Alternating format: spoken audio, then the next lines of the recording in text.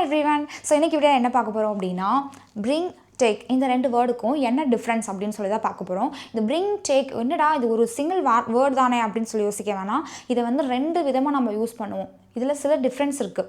இது நம்ம அதிகமாக நம்ம இங்கிலீஷில் பேசும்போது யூஸ் பண்ணுறதுக்கு ஒரு ஆப்டான வேர்டு இது. ஓகேவா? ஸோ இது வந்து ரொம்ப யூஸ்ஃபுல்லாக இருக்கும் உங்களுக்கு. தொடர்ந்து வீடியோவை ஸ்கிப் பண்ணாமல் பாருங்கள், ஏன்னா அது ரொம்ப உங்களுக்கு யூஸ்ஃபுல்லாக இருக்கும் இந்த வீடியோ. சரியா? டன். ஸோ இப்போ இந்த சென்டென்ஸில் எந்த இடத்துலலாம் வா அப்படின்னு சொல்லி வருதோ அந்த இடத்துலலாம் வந்து bring யூஸ் பண்ணுங்கள். எந்த இடத்துலலாம் போ அப்படின்னு சொல்லி வருதோ அந்த இடத்துல வந்து டேக் யூஸ் பண்ணுங்கள். என்ன வானா கம் தானே யூஸ் பண்ணுவோம், போனா கோ தானே யூஸ் பண்ணுவோம். எப்படி நீங்கள் bring டேக்குன்னு சொல்லி சொல்கிறீங்க? டவுட் வந்திருக்கும் இல்லையா? சொல்லித்தரேன் வாங்க. ஃபஸ்ட் சென்டென்ஸ் பாருங்கள். அவனை இங்கே கூட்டிகிட்டு வா அப்படின்னு சொல்லியிருக்கு. ஓகே, ஸோ இந்த இடத்துல இதில் எடுத்தோன்னே நம்ம எப்போவுமே சப்ஜெக்டை தான் ஃபஸ்ட்டாக போடுவோம். இது என்னென்னா ஒரு விஷயம் கொண்டு வா, எடுத்துகிட்டு போ அப்படின்னு சொல்லி நம்ம ஆர்டர் பண்ணுற மாதிரி. ஓகேவா? இது வந்து என்னென்னா இம்பரேட்டிவ் சென்டென்ஸ் அப்படின்னு சொல்லி சொல்லுவாங்க. சரியா? ஸோ இந்த இடத்துல ஃபஸ்ட் எடுத்தோன்னே ஆக்ஷனை தான் முதல்ல எழுதணும். சரியா? ஸோ இதில் ஃபஸ்ட் சென்டென்ஸ் பாருங்கள். அவனை இங்கே கூட்டிகிட்டு வா அப்படின்றதுல கூட்டிகிட்டு வா வா அப்படின்றதுக்கு நான் இங்கே என்ன எழுதணும் அப்படின்னா bring அப்படின்னு சொல்லி யூஸ் பண்ணணும். சரியா? அப்போது இங்கே எடுத்த உடனே நம்ம என்ன எழுதணும் அப்படின்னா bring. அடுத்ததாக தான் நம்ம என்ன பண்ணணும், சப்ஜெக்ட் எழுதணும். ஆனால் இங்கே சப்ஜெக்டாக நம்ம எழுதணும்னா, இப்போ அவன் அப்படின்றத சப்ஜெக்டாக எழுதணும்னா ஹீன்னு சொல்லி போடுவோம். அவனை அப்படின்றத எப்படி எழுதுவோம்னா ஆப்ஜெக்டாக எழுதுவோம். அப்போ ஆப்ஜெக்டாக சொல்லும்போது ஹீன்றது என்னவா மாறும், ஹிம் அப்படின்னு சொல்லி மாறும். சரியா? அப்போது அவனை அப்படின்றதுக்கு இங்கே நம்ம என்னன்னு சொல்லி யூஸ் பண்ணோம், bring him. எங்கே கூட்டிகிட்டு வா, இங்கே. அப்போது இங்கே அப்படின்றதுக்கு என்ன யூஸ் பண்ணணும், ஹியர். bring him here. அவ்வளோதான், சிம்பிள், ரொம்ப ஈஸியாக இருக்குல்ல. ஸோ bring him here அப்படின்னா அவனை இங்கே கூட்டிகிட்டு வா அப்படின்னு அர்த்தம். சரியா? ஸோ அவர்களை அங்கே கூட்டிகிட்டு போ. நல்லா லிசன் பண்ணுங்கள். இந்த வா போ ரொம்ப குழப்பம். நல்லா லிசன் பண்ணி ஆன்சர் பண்ணணும். ஸோ அவர்களை அங்கே கூட்டிகிட்டு போ அப்படின்னு சொல்லியிருக்கு இல்லையா? இப்போ எண்டில் என்ன வந்துருச்சு, போ அப்படின்னு வந்துருச்சு. போ அப்படின்னா நம்ம என்ன யூஸ் பண்ணணும், டேக் யூஸ் பண்ணணும். சரியா? அப்போ எடுத்த உடனே என்ன எழுதணும், டேக். அவர்களை அப்படின்றது இங்கிலீஷில் என்ன சொல்லணும், இப்போ அவனை அப்படின்றதுக்கு ஹிம் யூஸ் பண்ணிட்டோம். அப்போது அவர்களை அப்படின்றதுக்கு இங்கிலீஷில் என்னன்னு சொல்லணும் அப்படின்னா தெம். அவர்கள் அப்படின்னா தே, அவர்களை அப்படின்னா தெம். சரியா? ஸோ அப்போ டேக் தெம் எங்கே கூட்டிகிட்டு போ, அங்கே.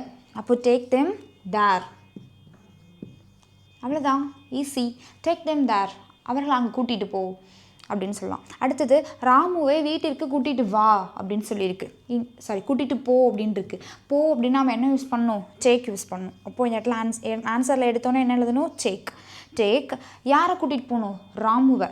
அப்போது இந்த இடத்துல என்ன யூஸ் பண்ணணும், ராமு அப்படின்னு சொல்லி. எங்கெல்லாம் நேமிங் வேர்டு யூஸ் பண்ணுறீங்களோ ரிட்டனில் எழுதும்போது ஃபஸ்ட் லெட்டர் கேப்ஸ் எழுதுங்க. சரியா? ஸோ டேக் ராமு எங்கே கூட்டிகிட்டு போகணும், வீட்டுக்கு. ஓகேவா? ஸோ அப்போது வீட்டிற்கு அப்படின்னா இந்த இடத்துல நம்ம வந்து டு ஹோம் அப்படின்னு சொல்லி போடக்கூடாது, ஜஸ்ட் ஹோம், அவ்வளோதான். எப்போவுமே இந்த ஹோம் அப்படின்ற வேர்டுக்கு முன்னாடி நம்ம எந்த ஒரு ப்ரிப்போசிஷனும் யூஸ் பண்ணக்கூடாது. சரியா? ஸோ டேக் ராமு ஹோம், அவ்வளோதான். ஓகேவா? அடுத்து மீனாவை ஸ்கூலுக்கு கூட்டிகிட்டு போ அப்படின்னு சொல்லியிருக்கு. அப்போது இது வந்து என்னென்னா போ அப்படின்னு சொல்லி வந்துருச்சு. அப்போ நம்ம என்ன யூஸ் பண்ணோம், டேக் மீனா. யாரை கூட்டிகிட்டு போகணும், மீனாவை. அப்போது டேக் மீனா எங்கே கூட்டிகிட்டு போகணும், ஸ்கூலுக்கு. அப்போது நம்ம என்ன யூஸ் பண்ணணும், டு ஸ்கூல் அப்படின்னு சொல்லி யூஸ் பண்ணணும். சரியா? ஆனால் இங்கே வந்து வீட்டிற்கு அப்படின்ற போது டூ ஹோம்னு சொல்லக்கூடாது. சரியா? நான் ஏன் இங்கே டூ ஹோம்னு சொல்லக்கூடாது அப்படின்றதுக்கு நான் தனியாக வீடியோ அப்லோட் பண்ணுறேன். சரியா? இந்த இடத்துல வந்து டூ ஸ்கூலுக்கு அப்படின்னா டூ ஸ்கூல், ஆஃபீஸ்க்கு அப்படின்னா டூ ஆஃபீஸ் அப்படின்னு சொல்லி எழுதணும். உன் பையனை இங்கே கூட்டிகிட்டு வா, உனக்கு பையன் பிறந்திருக்காமே, உன் பையனை இங்கே கூட்டிகிட்டு வா அப்படின்னு நம்ம சொல்லுவோம் இல்லையா? ஸோ அப்போ இது எப்படி இங்கிலீஷில் சொல்கிறது, கூட்டிகிட்டு வா அப்படின்னு சொல்லியிருக்கு. வா அப்படின்னா என்ன யூஸ் பண்ணணும், நம்ம bring யூஸ் பண்ணோம். bring யாரை கூட்டிகிட்டு வரணும், உன் பையனை. அப்போது bring your son எங்கே கூட்டிகிட்டு வரணும், இங்கே. அப்போ bring your son here. உன்னோட பையனை எங்கே கூட்டிகிட்டு வா அப்படின்னு சொல்லலாம். எங்களை பார்ட்டிக்கு கூட்டிகிட்டு போ அப்படின்னு சொல்லியிருக்கு. அப்போ எங்களை பார்ட்டிக்கு கூட்டிகிட்டு போ அப்படின்னும் போது போ அப்படின்னு சொல்லி வந்துருச்சு. அப்போ நம்ம இங்கே என்ன யூஸ் பண்ணணும், டேக். அடுத்து யாரை, எங்களை. ஸோ எங்களை அப்படின்னா நார்மலாக சப்ஜெக்டாக சொல்லும் பொழுது அதை வந்து வி அப்படின்னு சொல்லி சொல்லுவோம். சரியா? அதை ஆப்ஜெக்டாக நம்ம சொல்லும்போது எப்படி சொல்லுவோம் அப்படின்னா அஸ். எப்படி வந்து அவனை அப்படின்றதுக்கு ஹிம்மு, அவர்களை அப்படின்றதுக்கு தெம் யூஸ் பண்ணுமோ அதே மாதிரி எங்களை அப்படின்றதுக்கு அஸ் யூஸ் பண்ணணும். ஓகேவா? டேக் அஸ் எங்கே கூட்டிகிட்டு போகணும்? பார்ட்டிக்கு. அப்போது take us to the party. Take us to the party, எங்களை பார்ட்டிக்கு கூட்டிகிட்டு போ அப்படின்னு சொல்கிறது. அடுத்து என்னை உன்னோடு கூட்டிகிட்டு போ, என்னை உன் கூட கூட்டிகிட்டு போ அப்படின்னு சொல்லுவோம் இல்லையா? ஸோ அப்போ வந்துட்டு கூட்டிகிட்டு போ அப்படின்னு சொல்லி வந்துருச்சு. அப்போ நம்ம எடுத்தோன்னே என்ன எழுதணும்? டேக். அடுத்து எண்ணெய் அப்படின்ற போது எங்களை அப்படின்றதுக்கு எப்படி அஸ்ன்னு போட்டோமோ அது மாதிரி எண்ணெய் அப்படின்றதுக்கு மீ அப்படின்னு சொல்லி போடுவோம். டேக் மீ எங்கே கூட்டிகிட்டு போகணும்? எங்கேன்னு சொல்லி நம்ம இங்கே எழுதலை இல்லையா? ஸோ டேக் மீ உன் கூட, உன்னோட அப்படின்னும் போது இந்த இடத்துல நம்ம என்ன யூஸ் பண்ணணும்? வித் அப்படின்ற ப்ரிப்போசிஷன் வந்து யூஸ் பண்ணணும். வித். உன்னோடு அப்படின்னா நம்ம என்ன யூஸ் பண்ணணும்? யூ. With you. உன்னோடு அப்படின்னா வித் யூ. அப்போ டேக் மீ வித் யூ. ஓகேவா? டேக் மீ வித் யூனா என்ன உன் கூட கூட்டிகிட்டு போ அப்படின்னு சொல்லலாம். சரி, இங்கே கூட்டிகிட்டு போ, கூட்டிகிட்டு வா அப்படின்ற போது நம்ம பிரிங்கும் டேக்கும் யூஸ் பண்ணுறோம். அதே மாதிரி எடுத்துகிட்டு போ, எடுத்துகிட்டு வா அப்படின்ற இடத்துலையும் நம்ம பிரிங்கும் டேக்கும் யூஸ் பண்ணலாம். சரியா? கொண்டு போ, கொண்டு வா, எடுத்துகிட்டு போ, எடுத்துகிட்டு வா அப்படின்ற இடத்துலையும் நம்ம பிரிங் அண்ட் டேக் வந்து யூஸ் பண்ணுவோம். சரியா? இப்போ பாருங்கள், அதை இங்கே எடுத்துகிட்டு வா அப்படின்னு சொல்லியிருக்கு. ஓகே, ஸோ அப்போது வா அப்படின்னு சொல்லி வந்துருச்சு. வா அப்படின்னு வந்தாலே நம்ம என்ன யூஸ் பண்ணணும்? பிரிங் யூஸ் பண்ணணும். பிரிங். அடுத்தது அதை இங்கே எடுத்துகிட்டு வா அப்படின்னு சொல்லியிருக்கு. அப்போது அதை அப்படின்றதுக்கு நம்ம என்ன யூஸ் பண்ணலாம்? இட் யூஸ் பண்ணலாம். அதை இதை ரெண்டுத்துக்குமே நம்ம வந்து இட் யூஸ் பண்ணலாம். சரியா? இப்போ இதே வந்து பர்டிகுலராக நம்ம சொல்லணும் அப்படின்னா நம்ம அதை அப்படின்றதுக்கு தட் யூஸ் பண்ணுவோம். இதை அப்படின்றதுக்கு திஸ் யூஸ் பண்ணுவோம். காமனாக சொல்லும்பொழுது நம்ம இட் யூஸ் பண்ணலாம். சரியா? அப்போது இந்த இடத்துல என்ன யூஸ் பண்ணலாம்? இட்.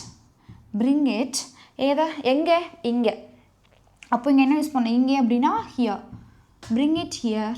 அதை இங்கே எடுத்துகிட்டு வா, பிரிங் இட் ஹியர் அப்படின்னு சொல்லலாம். ஓகே, அதை அங்கே எடுத்துகிட்டு போ அப்படின்னு சொல்லியிருக்கு. இதை அங்கே எடுத்துகிட்டு போ அப்படின்றதுக்கு இது போ அப்படின்னு சொல்லி வந்துருச்சு. போ அப்படின்னா நம்ம என்ன யூஸ் பண்ணணும்? டேக் யூஸ் பண்ணணும். அப்போது டேக். அடுத்து டேக். இதை எதை எடுத்துகிட்டு போகணும்? இதை. அப்போது இதை அப்படின்றதுக்கு நம்ம என்ன யூஸ் பண்ணலாம்? இட் யூஸ் பண்ணலாம். ஓகேவா?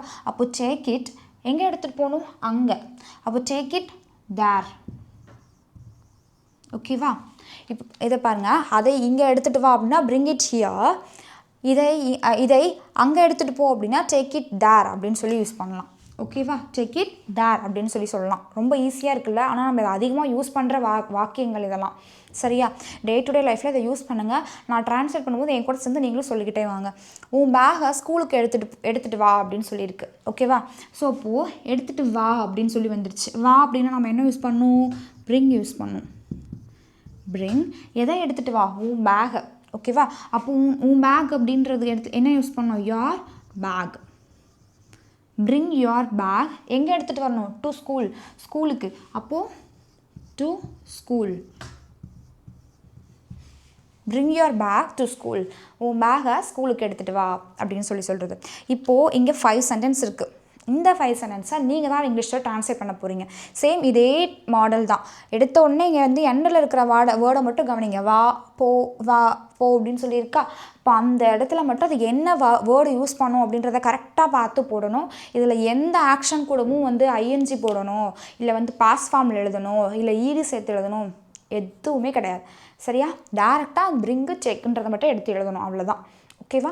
டன். ஸோ இந்த டாபிக் வந்து உங்களுக்கு யூஸ்ஃபுல்லாக இருந்திருக்கும் நம்புகிறேன். இது உங்களுக்கு யூஸ்ஃபுல்லாக இருந்துச்சுன்னா உங்களோட ஃப்ரெண்ட்ஸ்க்கும் ஷேர் பண்ணுங்கள். அண்ட் டெய்லி கான்வர்சேஷனில் இந்த வாக்கியங்களை பயன்படுத்துங்க. ஓகேவா? தேங்க்யூ.